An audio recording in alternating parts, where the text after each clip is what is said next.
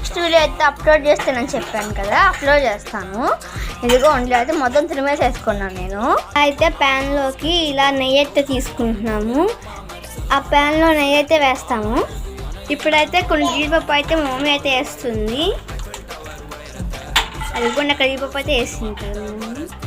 Next కిస్మిస్ కూడా మా అమ్మ అయితే కిస్మిస్ కూడా ఇక్కడ వేస్తుంది. ఇదిగోండి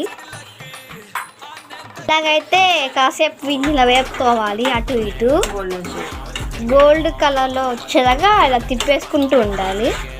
గోల్డెన్ కలర్లో అయితే వచ్చేసినాయి. ఇప్పుడు మేమైతే ప్లేట్లో తీసుకుంటున్నాం అవి.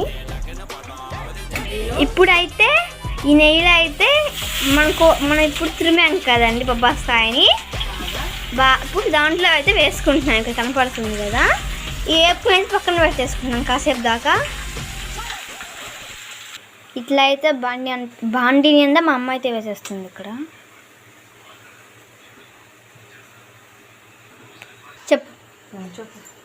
వాటర్ అంతా ఇనికిపోవాలి. అయితే వాటర్ వస్తాయంట. ఈ వాటర్ అంతా